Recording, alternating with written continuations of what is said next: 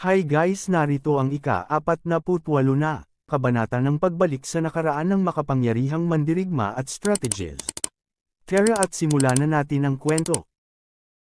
Patuloy na nagsasanay si Zion. Naramdaman niyang merong gumalaw sa paligid. Sinong nandyan? Paglingon niya nakita niya ang ating bida. Napaatras siya. Bakit ka na parito? Lumabas lang ako para maglakad at nakita kita. Kaya napadaan ako. Meron napansin ang ating bida.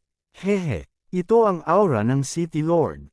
Niali, napaisip siya ng saglit. Sabi ni Zion, hindi ko alam kung paano mo nakumbinsi si tatay na hayaan kang manirahan dito.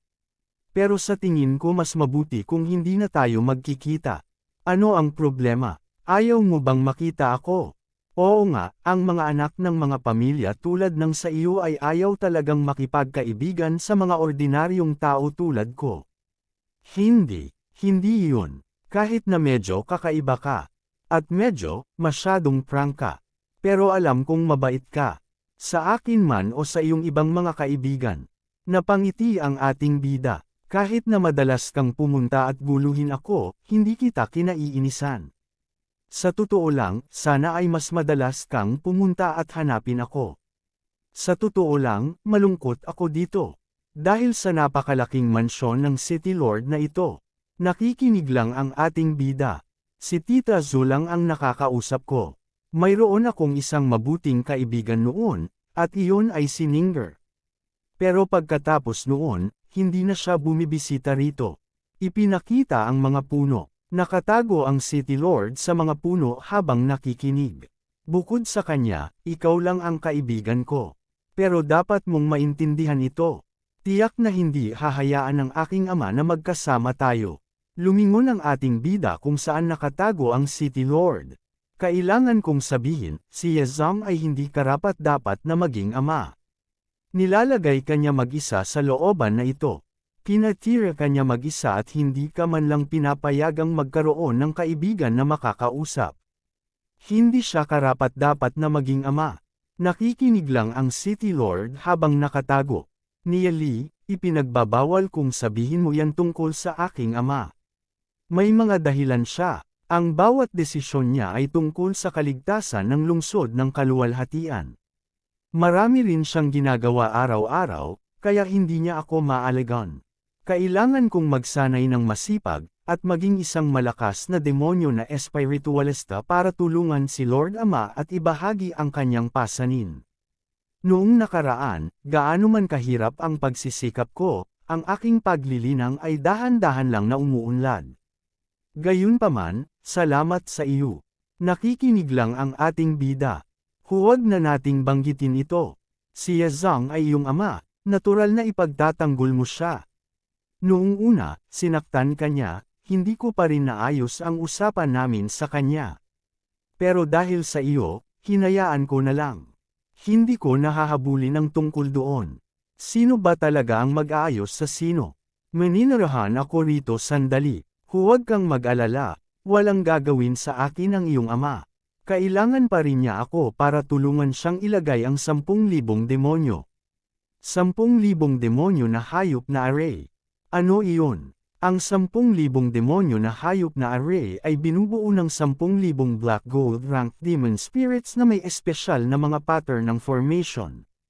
Kapag natapos na ang array hanggat na-activate ito, maiiwasan nito ang pag-atake ng 12-dosenang demonyo na espiritualista na may ranggo ng alamat. Kaya pala pumayag ang aking ama. Ngayon nakikita mo na ba ang tunay na mukha ng iyong ama? Ibinente ka na niya sa akin para sa lungsod ng kaluwalhatian.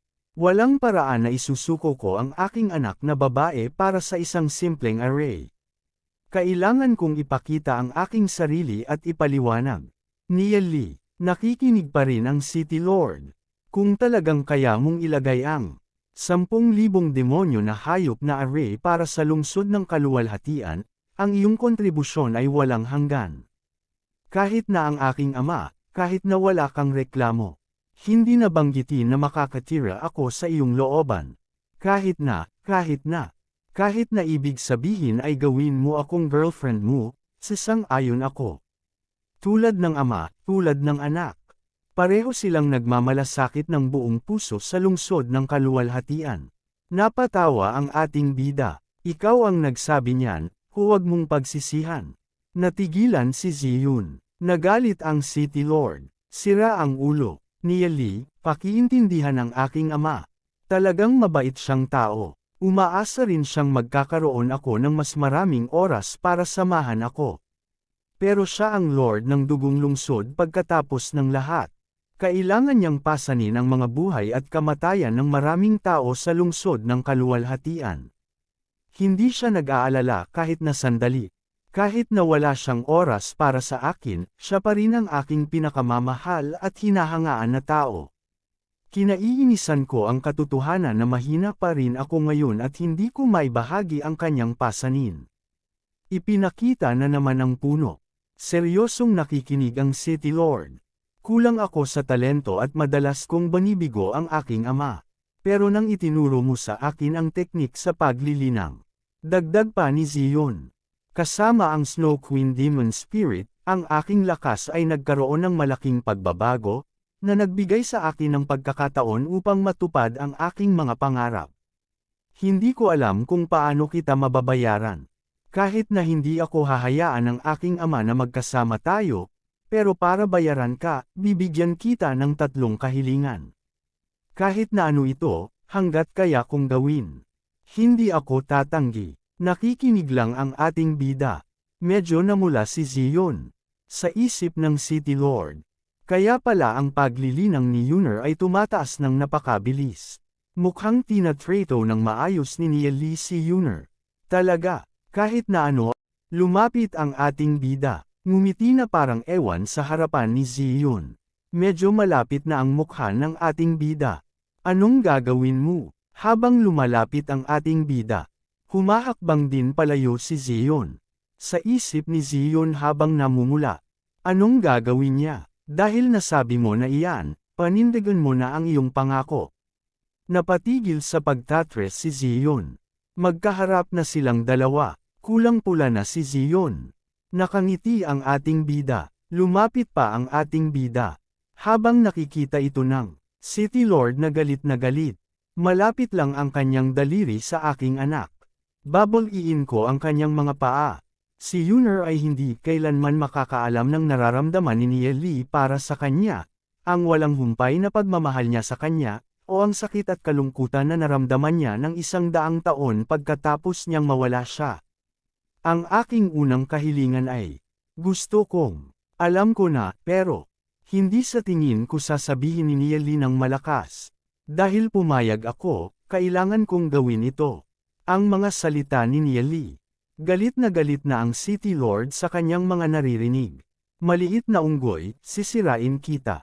Idinikit ng ating bida ang kanyang tenga sa tenga ni Zion. Ikaw, ako, ngumiti ang ating bida. Biglang dash patres ang ating bida. Nagunat-unat ito. Nakatingin pa rin ang City Lord. Tumawa ang ating bida. Gusto kong makausap ka. Ha, ano? Makausap ka? Oo. Ano pa ang iniisip mong gagawin ko? Hey, bakit ka namumula? May iniisip ka bang marumi? Ako ay isang marangal na tao. Kung ikaw ay isang marangal na tao, sinasabi mo bang hindi ako? Tinapakan ni Zion ang paa ng ating bida. Nia Li, kinaiinisan kita. Ouch! Biglang tumakbo si Zion. Aray ko, ang sipa na iyon. Hey, bakit ka tumakbo? Hindi ba sinabi mong tutuperin mo ang aking kahilingan? Pumunta ka at kausapin ang iyong sarili. Napanganga ang City Lord. Naglakad na ulit ang ating bida habang sumisipol. Ang batang ito ay masyadong mahirap pakitunguhan. Kahit na ang kakaibang si Nia Li ay madalas na hindi mapigilan, ang kanyang pagkatao ay hindi naman masama. Kahit na si Yuner ay karaniwang dalisay, elegante at matalino. Nagiging medyo wala siyang muwang at niloloko siya ni Nia Li sa tuwing nasa paligid siya. Hindi ako sigurado kung ano ang kanyang mga intensyon. Magmasid muna tayo sa kanya ng mas matagal. Tumingin ulit ang ating bida kung saan nakatago ang City Lord.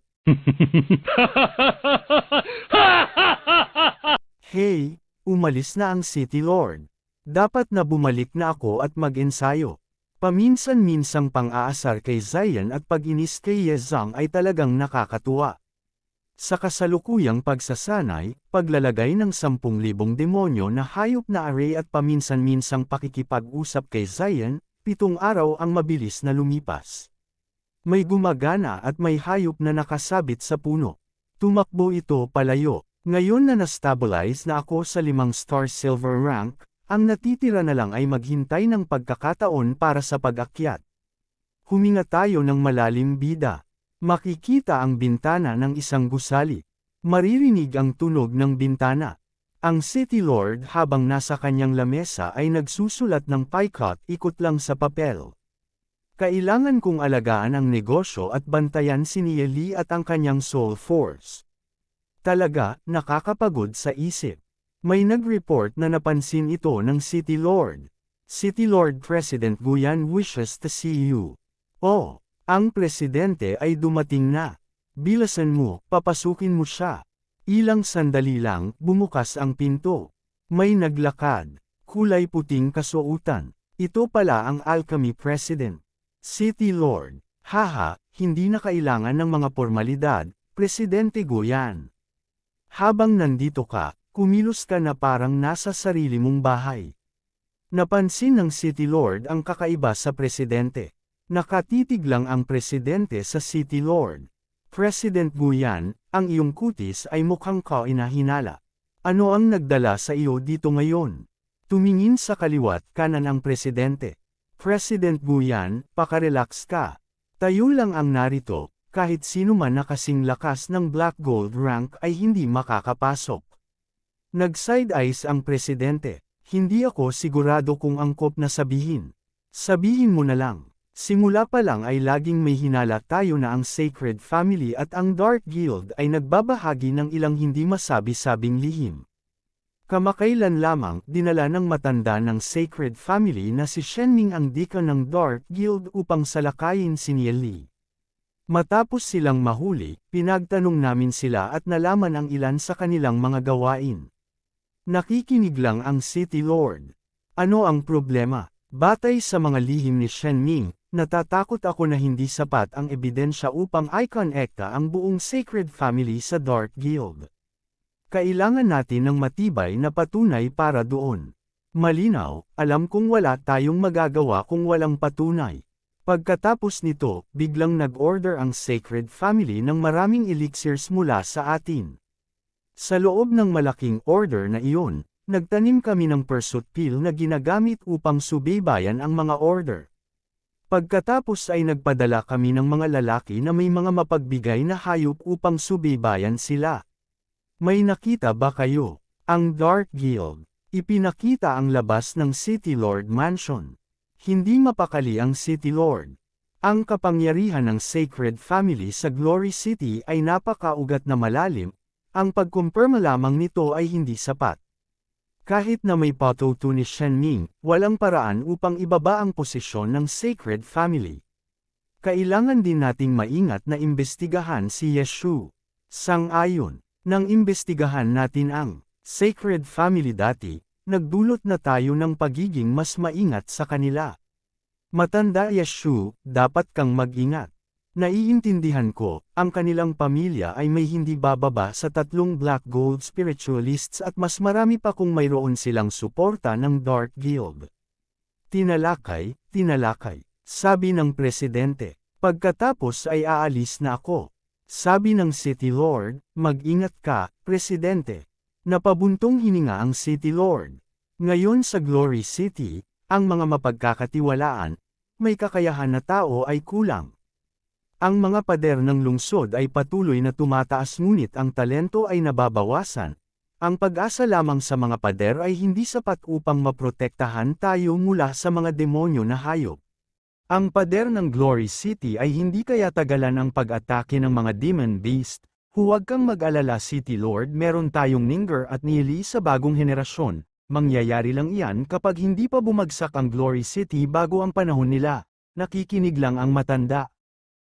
Oh, tama. Sa loob ng ilang araw ay babalik na si Han-er, 2 taon na ang nakalilipas ay gold isang star demon spiritualist siya. I wonder kung gaano na siya kaunlad. Si Yehan ay ang ampo na anak ni Yezong, napakatalino, may green soul sea realm, mataas ang tingin ni Yezong, 20 taong gulang lamang. Isang demon spiritualist na nakaranas ng buhay at kamatayan. Laging ipinagmamalaki ni Yezong si Yehan. Iniisip pa nga niyang italaga siya bilang susunod na City Lord. Sa pangkalahatan, malapit na malapit ang ugnayan ni Yezong at Yehan. Gayunpaman, si Yehan ay mula sa ibang lungsod. Ang posisyon ng City Lord ay dapat lamang ipapasa sa mga direktang inapo ni Yezong. Ngayon na nagpakita rin ng napakatalino si Zion, kailangan ng City Lord na piliin ng maayos kung sino ang itatalaga sa posisyon. Wala akong magandang impresyon kay Yehan. Tama, ang 10,000 spirit array ay bahagyang tapos na, naglalabas na ito ng malakas na kapangyarihan. Gusto bang tingnan ng City Lord? Ano ang ibig mong sabihin? Sabi ni Niel Lee, ang 10,000 spirit array ay nahahati sa 8 magkakaibang bahagi. Ang kapangyarihan ng isang bahagi ay itinuturing na napakamalakas. Kapag kumpleto na ito, ang kapangyarihan nito ay talagang nakakagulat. Sa ngayon, natapos na ni Niel Lee ang pag-set up ng isa sa 8 bahagi, nagpapakita na ito kung gaano ito kalakas. Mahusay, tingnan natin. City Lord Residence, silangang lugar. Orihinal na puno ng mga gusali sa iba't ibang taas. Ang lugar ay na-level upang may deploy ang 10,000 demonyo na hayop na spirit array. Makikita mo nga poste na nakapalibot habang meron lumalabas na mga kidlat. May lumabas na isang nilalang saan nakapalibot na poste. Ang buong bakuran ko ay naisakripisyo. Kailangan kong makita kung ang array na ito ay kasing lakas ng kanyang ipinagmamalaki. Lumakad ang City Lord. Ang ating bida ay abala pa rin sa paggawa ng mga pattern. Napalingon ang ating bida, dumating ka na. Ang kapangyarihan na ito ba ang kumpletong 10,000 spirit array? Hindi pa ito kumpleto, ito ay bahagi lamang ng spirit array, Thaisha array. Ano nagulat ang City Lord? Kahit na bahagi lamang ito. Ang pagpatay ng ilang black gold ranks ay parang pagtapak sa mga mumo, hindi man lang problema. Ano ang basura? Gamit lamang ito. May ideya ka ba kung gaano kalakas ang isang black gold rank? Nakatingin lang ang matanda. City Lord, malamang na hindi sinasadya ni Niel Lee, gusto lang niyang ipakita ang isang halimbawa kung gaano kalakas ang isang bahagi ng array. Bilang isang black gold rank mismo, paano ka matatalo ng ganoon kadali? Sinadya kong gawin iyon. Gaano kalakas ang mga black gold ranks? Mga mumo lang. Natigilan ang dalawa. Ito lang ay sapat na upang harapin sila. Nakikinig lang ang sabi ng City Lord. Makikita ko mismo kung gaano ito kalakas. City Lord, ilang payo lang, ito ay isa lamang sa 8 ng buong array, ang kumpletong array. Maaaring hindi mo man lang ito ma-scratch. O talaga ba? E paano kung nagawa kong sirain ang pinagmamalaki mong array? Kapag nasira mo ito tatawagan kita ama. Nagulat ang City Lord Luigi sa isip ng niya. Lumapit ng City Lord sa tabi ng ating bida. Kapag nasira ko ang pinagmamalaki mo ang array lumayo-layo ka na sa anak ko. Paano kapag hindi mo nasira? Kapag hindi ko nasira ano ba? Kapag hindi mo nasira hindi ka natututol sa amin ng anak mo. Okay sige sumasang-ayon ako. Naglakad na papasok ang City Lord. Ngumiti ang ating bida. Naghanda na siya na i-activate ang array. Gumamit siya ng malaminato na hand seal. Umilo ang mga poste at merong umiikot sa ibabaw nito. Nakita ito ng City Lord. Mukhang hindi lang puro salita. Naglabas na ng aura ang City Lord. Napansin ito ng bida. Nagseryoso ang City Lord. Ipinakita ang kamay ng isang beast. Ganon na rin ang buntot. Ipinakita ang likuran nito. Ipinakita ang City Lord na nakatransform na. Habang nakaharap sa array, na maraming iba't ibang beast. O wow sabi ng ating bida. Isang black-scaled earth dragon isang dragon-type demon beast na may dragon blood lineage. Isang dissenting demon spirit, sayang ang kalaban mo ay ang Taiyi Death Array. Ipinakita ang posting umiilaw. Narito na, sumigaw ang isang beast.